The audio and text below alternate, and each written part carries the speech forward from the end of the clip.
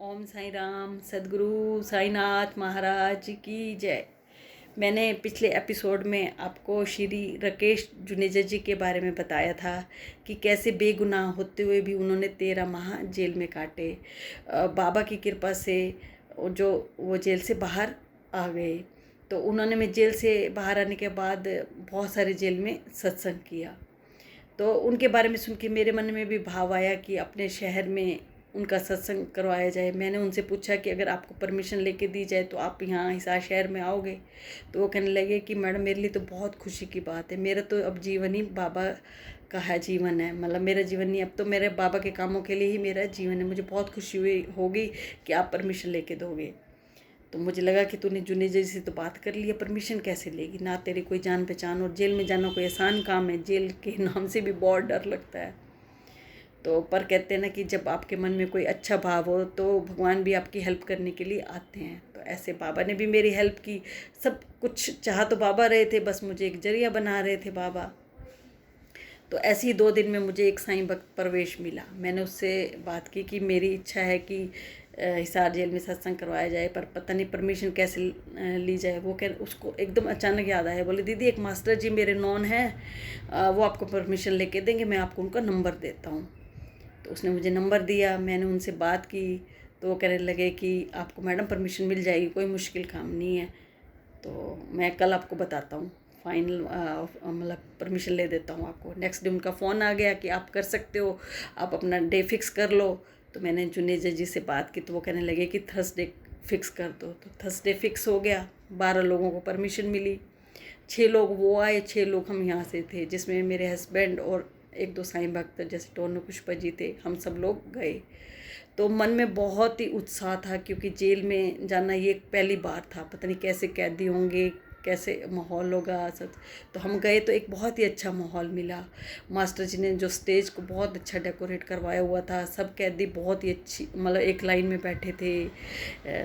तो जुनेजा जी ने उनको अपने जो जेल का सफ़र था उसके बारे में बताया कि मैं कैसे बेगुनाह था, मुझे जेल मिली, फिर मैंने जेल में जो सत्संग किया, जो मेरा टाइम था वो जो मेरा बहुत टाइम दुख में बीत रहा था, फिर वो मेरा टाइम बाबा के नाम में बीता। तो मुझे एक हिम्मत मिली, एक दृश्य शक्ति ने मुझे बहुत हिम्मत दी। जो मेरा कष्ट में सफ़र था वो थोड़ा कम हुआ। मुझे थोड़ा सा जेल में रहते हुए बहुत सुकून मिला। तो आप ऐसे अपने किसी भी ईश्वर से जुड़ो, ईश्वर से प्रार्थना करो। उन्होंने मतलब कैदियों को काफ़ी अच्छे संस्कार देने की कोशिश की, और उन्होंने एक एक बुक भी दी, जेल में साईं साक्षात्कार, जो उन्होंने खुद लिखी थी। सच में ये प्रोग्राम हमारा बहुत ही अच्छा रहा। तो मन में बहुत खुशी हुई कि एक अच्छा प्रोग्राम हो गया। फिर थोड़े दिन बाद फिर मन में आया कि कोई और शहर देख जहाँ पे ये प्रोग्राम किया जा सके। फिर सिरसा के बारे में आया विचार। तो फिर मैं सिरसा गई, तो हम 1-2 साईं भक्त जेल में गए हम, क्योंकि एक प्रोग्राम थोड़ा सा पहली बार मुश्किल लगता है, तो दूसरी बार वो काम आसान लगता है। तो हम गए, तो जो वहाँ पे जेलर सुप्रीडेंट थी वो एक लेडीज़ थी, और वो साईं भक्त निकली। वो तो सुन के बहुत खुशी हुई कि जेल में बाबा का सत्संग होगा। तो उसने कहा कि आप करो। तो जुनेजा जी वहाँ भी आए फिर सिरसा जेल में। तो इस बार वो अपने साथ भजन गायक प्रवीण मुदगल जी लेके आए थे, जो एक प्रोफेशनल गायक हैं और बाबा के बहुत बड़े भक्त हैं, और इतनी अच्छी आवाज़ में गाते हैं, ऐसे लगता है कि जैसे मोहम्मद रफ़ी गा रहे हों। सच में उन्होंने इतने भजन गाए कि, और कुछ इतने भजन झूमने वाले भजन गाए कि जो कैदी थे वो झूमे नाचे। एक इतना अच्छा माहौल हुआ, हमें 2 घंटे लगे। वो सिरसा जेल का जो सत्संग था वो हमारा बहुत ही अच्छा रहा, बहुत अच्छा। जेलर सुप्रिटेंडेंट ने जो लेडीज़ थी साईं भक्त थे वो, उन्होंने भी भजन गाए, उनकी आवाज़ भी बहुत अच्छी थी।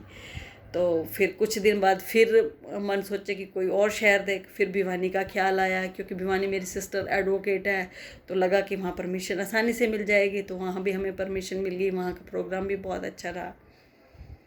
तो महीने 2 महीने बीत गए, तो फिर मन में विचार आया कि हिसार जो तुमने जेंट्स जेल में तो कर दिया, यहाँ लेडीज़ जेल भी है जहाँ 1000-1500 के करीब जो लेडीज़ हैं, तो वहाँ भी परमिशन ली जाए। फिर मास्टर जी से बात की, तो मास्टर जी ने हमें वहाँ भी परमिशन लेके दी। तो इस बार हम 10 लोग जो थे हमारे, क्योंकि मेरे घर में सत्संग तो होता था, हमारी एक मंडली सी तो बनी हुई थी। तो हम 10 लोग वहाँ गए। 2 लेडीज़ तो हमारी डर रही थी, बोली दीदी वहाँ तो पता नहीं कैसा होगा, जेल में जा रहे हो, वो लेडीज़ क्राइम करके तो आई हुई हैं, सज़ा भुगत रही हैं, आम लेडीज़ तो नहीं है। मैंने कहा नहीं, वो आम लेडीज़ ही हैं, आप चले तो सही, ऐसा कोई डर नहीं है। हम वहाँ पे गए, वहाँ पे बहुत अच्छा मतलब पूरा अच्छा अरेंजमेंट हुआ था, ढोलक सब कुछ था, माइक सिस्टम सब कुछ था। तो हमने वहाँ 1 घंटा अमृतवाणी की। उसके बाद मैंने लेडीज़ को कहा कि कोई अगर भजन गाना चाहती है तो गा सकती है। तो 5-6 लेडीज़ ने वहाँ फिर आई, भजन गाया, इतनी अच्छी आवाज़ में गाए उन्होंने, जो किसी को भी मानती थी। किसी ने बजरंगबली पे गाया, किसी ने माता पे गाया। तो और जो उन्होंने साईं बाबा की किताबें भी ली हमारे से, और ढोलक इतनी अच्छी बजाई, नाची भी। हमें ऐसे नहीं लग रहा था कि हम एक जेल के माहौल में, हमें तो ऐसे लग रहा था कि हम किसी धार्मिक समारोह में हैं। बहुत अच्छा लगा।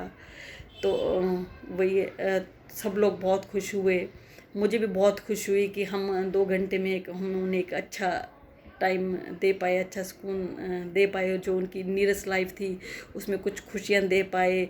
उनको थोड़ा सा धर्म की तरफ भी हमने जोड़ा। कुछ लेडीज़ ने बाबा की अमृतवाणी की बुक्स भी लेके हम इनको रोज़ पढ़ेंगे। तो मैंने उनको जुनेजा जी के बारे में भी बताया, तो उनको लगा कि हम भी बाबा की पूजा करेंगे, शायद बाबा की कृपा से हम भी बाहर आ जाएं। वैसे तो देखो, अपराधी कोई बचपन से अपराधी नहीं होता। कई बार कई परिस्थितियाँ, कई बार हमारा जो थोड़ी देर का गुस्सा होता है वो भी हमें अपराध करने पे मजबूर कर जाते हैं। बाद में पछताते हैं, फिर बाद में कुछ तो होता नहीं। तो इसलिए हमें उन लोगों से घृणा नहीं करनी चाहिए, उनसे प्यार करना चाहिए। उनको अच्छे संस्कार दो, अच्छी बातें करो, ताकि उनका थोड़ा सा मन चेंज हो। तो हमारा जो जेल में ये जो प्रयास हुए, इससे थोड़ा ये पॉसिबल हुआ। तो कई बार मैं ये सोचती थी कि मीना तो इस काबिल है नहीं, ये काम तो कैसे करती है। जेल में सत्संग हुए तो लोगों को शिरडी लेके जाना, सच में जब जेल में सत्संग हुए तो भी कैसे परमिशन मिल गई। तो ये कौन थे, ये एक पावर, बाबा की पावर थी जो सब काम करवा रहे। कर तो बाबा रहे थे, सिर्फ मुझे जरिया बना रहे थे। ऐसे जब मैं शिरडी 100 लोगों को लेके जाती, जिसमें जेंट्स भी होते थे, उनकी टिकटें करवाना, उनके लिए रूम्स बुक करवाना, फिर उन्हें आसपास नासिक, औरंगाबाद सब जगह घुमाना। सच कई लोग हैरान होते थे। मैं कहती थी मैं अकेली नहीं हूँ, बाबा की पावर्स मेरे साथ हैं। बाबा हमेशा मेरी उंगली पकड़ कर चलते हैं, इसलिए जो भी इम्पॉसिबल काम है वो पॉसिबल हो जाता है। सच में बाबा ने बहुत कुछ किया बाबा ने, पर नाम मेरा हुआ। मैं बाबा से बहुत मतलब, बाबा मेरे लिए क्या है मैं आप लोगों को नहीं बता सकती। बस बाबा हमेशा ऐसे मेरे साथ रहे। बाबा मेरी ज़िंदगी की सबसे बड़ी खुशी हैं। बस आज इतना ही, बाकी अगले एपिसोड में बाबा की कुछ और बातें। ओम साईं राम।